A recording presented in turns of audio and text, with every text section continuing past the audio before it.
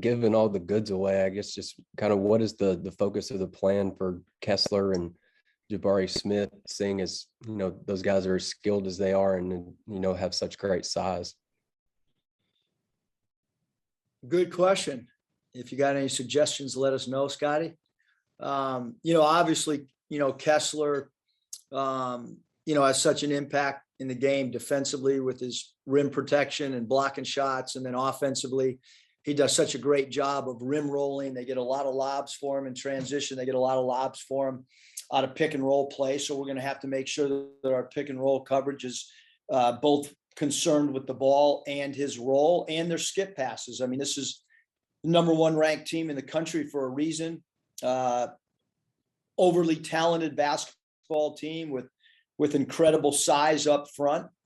And, so we're certainly, anytime you're playing a team that's got a center as defensive active as Kessler, and then somebody as talented as Jabari Smith and the potential number one pick in the NBA lottery, they present a lot of problems. I mean, we're going to have to play an A game just to be in the game. So we're going to, we got to cover a lot of different things. I mean, Green presents problems at the point guard position, and Johnson at the off guard position presents problems. And, preseason Flanagan was an all conference player. So, they present a ton of problems because of the talent level, the size, that this team has.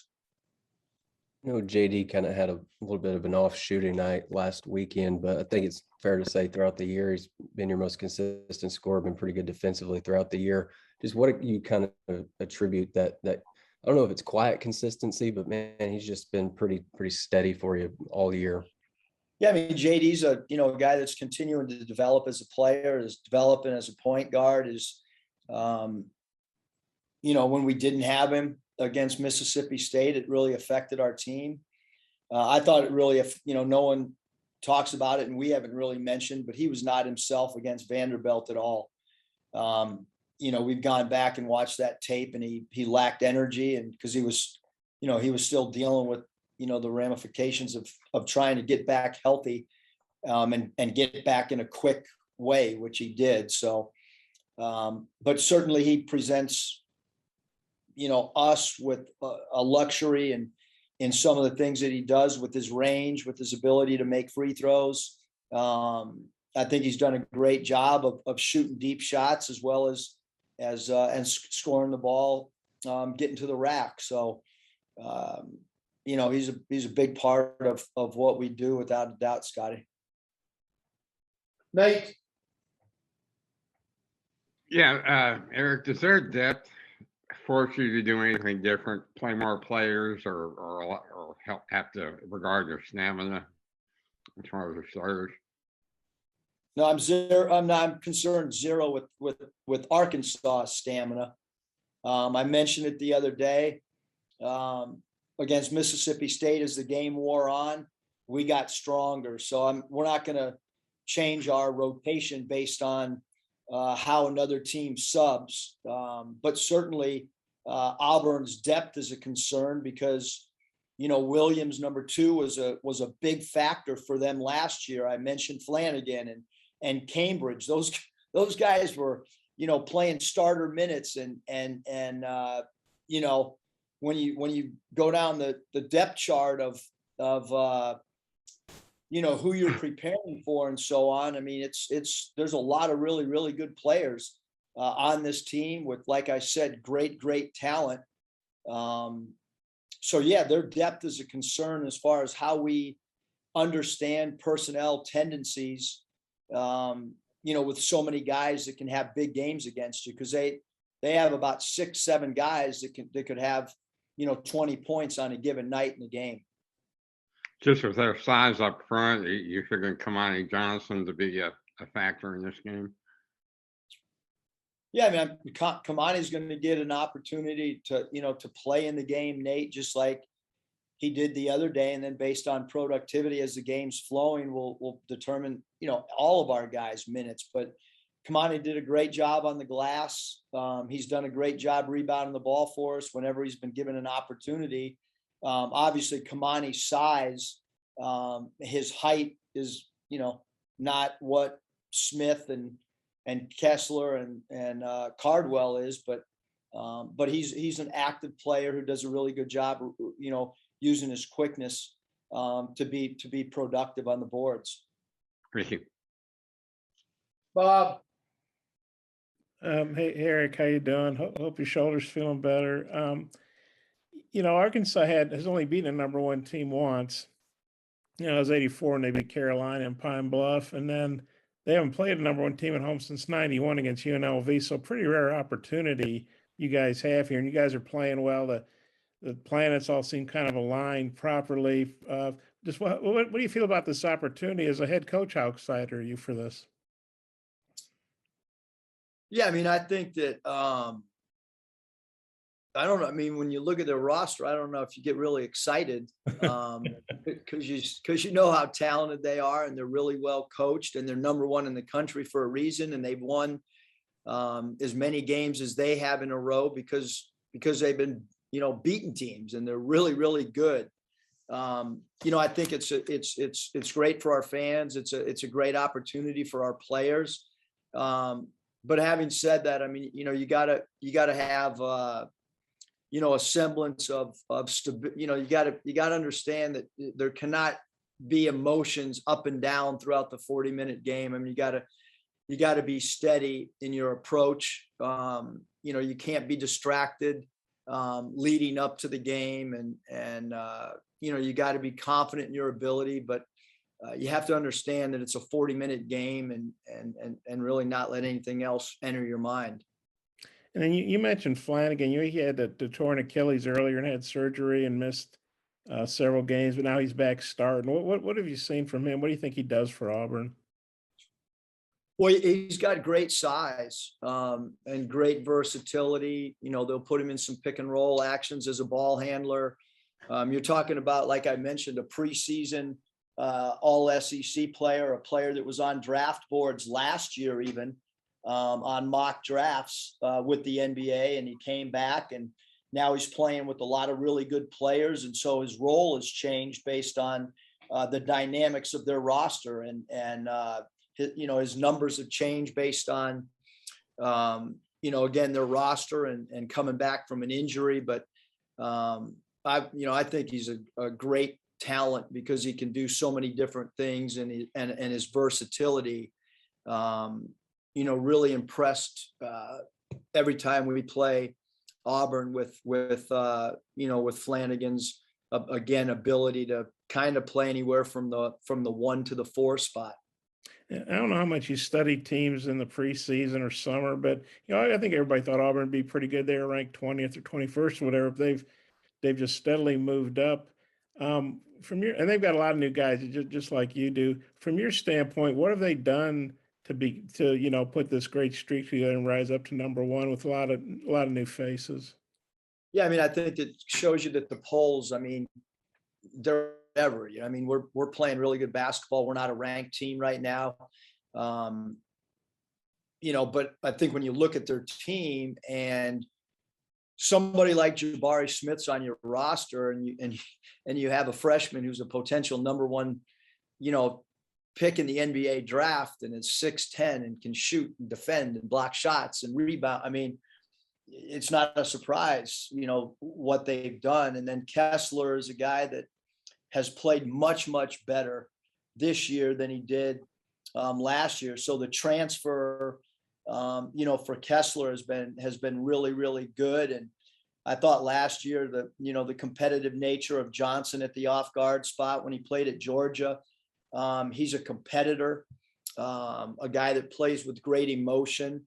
And then, both guards at that point guard spot, both number 12 Jasper and number 1 Green, those guys are both having really, really good years. And, maybe those were the two guys that, that have played a little bit better maybe than the outside or the average fan would have thought when you studied both those guys we felt like, when they entered the transfer market, those two guys were really good players. And obviously Coach Pearl and his staff did a great job of kind of foreseeing that those two guys would have an impact and a role. But they're both fearless guards. And so I think you add all that with the guys that they have returning, and 22 Flanagan and 35 Cambridge, and Williams, number 2, and Cardwell, number 44. Now all of a sudden you got a great team, which is what they have. Okay, I might have a couple more. I'll turn back to Mike. Thanks, Eric. Curtis. Coach, you had mentioned maybe getting a little 3-ball happy in the first half against Mississippi State. Is that a concern at all against a team that has the rim protection that Auburn does? And then I guess, are there any adjustments to be made when you're attacking the basket? It's something you've obviously been really good at this year. Yeah, I mean, I think we understand and have incredible respect for their rim protection and their ability to block shots, and they're gonna do a great job against us blocking shots and rim protection, because that's who they are. And usually when a team's really good at something, that doesn't just dissipate, it doesn't leave. So, but certainly there's some things that we have to work on leading up to the game, in how our approach is against shot blockers, and hopefully little nuances that that our staff, having coached against NBA players that are shot blockers, hopefully we're able to give some of our guys some techniques against some players maybe that we faced in the past that are some of the world's greatest shot blockers, whether it works or not in a short time frame. It's not like we have 7 or 8 days to work on things, and playing on a Tuesday for not just us, but also for Auburn. It's hard to make a lot of adjustments when in reality, your only practice is today, Monday. So how much are you really going to get done the day before the game? And then when you play at 6 o'clock, it's not a 7:30 or 8 o'clock. We're 24 hours basically away from playing. And so we'll try to make some adjustments, just as, Auburn's going to make adjustments to how we play. That's kind of what happens going into each game. But certainly we understand that. I mean, we want to take threes, but we want to take threes when our feet are set and we get the defense scrambling, which is what we did against Georgia. We didn't shoot a lot of off the dribble threes, and we need to take threes when our feet are set and they're high percentage 3-point looks against everybody we play moving forward. We just don't want to uncharacteristically just jack up threes. And is there, I know every game and matchup is different, but is there any benefit to both of you guys having played at Georgia last week when it comes to just preparation, with Georgia being fresh on your mind? I don't think so. I mean, our team is, just a different team than Coach Crean's team, and they play their style, and we're not going to really watch their tape and try to do what another team has done, because just the personnel is different. I mean, I thought Georgia and Coach Crean did it. Those guys did a great job with their approach, and but we have, we got to kind of stick to who we are, but also try to make, which we do every game, try to make some adjustments depending on who we're playing. So again, just no different than I'm sure, Auburn's going to, approach our game different than they did Georgia's game. Hutch. Yeah, Coach, Jalen Williams, I know it was a couple of years ago when he was in high school. He had a really big game, big performance against Walker Kessler. I know that was different level and it's been several years, but do you think having success against a guy like that might give him some confidence, extra confidence going into this matchup? I mean, Hutch, I think that's a great question for Jay Will. Because I don't want to say one thing or the other and then have Jay Will be like, come on, coach. So I don't really know. I had heard about that game, but I wasn't at the game. I didn't see it. To me, it's completely irrelevant. I do think Jalen Williams is playing with great confidence right now, regardless of opponent. But again, maybe Mike can get you on the phone with Jay Will. Randy.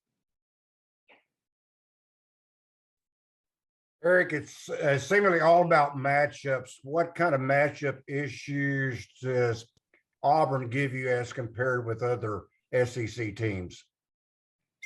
I got to get to practice in like 15 minutes, so I can't go through all of them, Randy. But I mean, I can start with the 6'10" power forward that's going to be, you know, in the top 2 picks in the NBA draft. So you don't play against that type of player, you know, every night. I mean, obviously, you know, we played against other lottery picks, and I know when we were at Nevada, we played against Markelle Fultz when he was the first pick, although he probably shouldn't have been the first pick, but he was. Jabari Smith, when he's the first pick, he should be, because he's got great size and can really shoot it. But I think that matchup is a hard matchup for Arkansas and everybody else. And then certainly KD Johnson is a hard matchup because of his ability to get downhill in transition, and he can make 3 balls, and he's really competitive. We've talked about the matchups of Kessler as a rim roller or Kessler in the dunker spot when their guards get downhill. You know, and Green is a guy that obviously has the green light, and he's really confident. He's a high assist player, as well as a guy that's a high volume shooter or scorer. So a lot of problems that their team can present, and there's more matchup problems besides just those guys. But I'll just end it with those guys in particular, Randy. All right, tempo. Do you see the team that maybe controls the tempo, controls the game? Well, Auburn's really, really good in transition. You know, we've got to have good transition defense. You know, if they get out and run on you, it can be a really long night. So transition defense is certainly, you know, something that becomes really, really paramount for everybody that plays Auburn. And, you know, as far as tempo goes, I mean, you know, we have played a little bit slower paced at times this year, and we played fast at times. So, you know, maybe those adjustments will have to be made in game, depending how the game is going as well. Bob, final question, please. Eric, I know different teams, different seasons, but last year, you know, you guys rallied to beat Auburn down 19, and including that game since then, you're 33-7, and that's a bunch of SEC teams and NCAA tournament teams and Big 12 teams. I mean, it wasn't like you're just beating up on a bunch of, you know, lousy teams. Just what do you remember about that game in retrospect? How big was that? And what do you think about being 33-7 since then? Well, at halftime of that game, you know, because if my memory serves me right, we had just gotten pounded against LSU, and then it became even worse in Tuscaloosa. And then we played a home game, and we were down, like you said, 19. That was the defining moment for our team last year at halftime, was how are we going to respond? Because it was not looking good after losing 2 games the way that we had at LSU and at Alabama, and then having Auburn come in here and just hand it to us in the first half and dominate the game in every which way. You know, we were able to regroup a little bit and, you know, started trapping Sharif Cooper. And I thought the resolve and the fight that our guys showed that game, you know, for the last 20 minutes of the game really set the, you know, tone for where we were going to go the rest of the year, which obviously one of the best or final 8 teams left. But that game was a defining game for us for sure. And 33-7, that's not too shabby, is it? No, I'll take that. I don't know if ever, you know, all our fans would, but I'll take it. I bet they would. Let's go. Hey, don't tell anybody I said Markelle Fultz was, you know, that was an early. I can't remember who drafted him, but that was not. It was the 76ers. They didn't call us. They didn't call us because we had a guy named Marcus Marshall kick his butt, and they still drafted him. Remember, whiteout. It's really cool looking across at Bud Walton. We got some tents up already. some students out there camping out. That's cool to see. BetOnline has you covered for all the holiday season. More props, odds, and lines than ever before. BetOnline remains your #1 spot for all sports action. Head to our new updated desktop or mobile website to sign up today and receive your 50% welcome bonus with the promo code BELIEVE to receive your bonus. That's BLEAV to receive your bonus. And it's not just football. BetOnline has pro and college hoops, NHL, boxing, UFC, even your favorite Vegas casino games. Don't wait to take advantage of all these amazing offers available for the 2021 season. BetOnline is the fastest and easiest way to bet on all your favorite sports.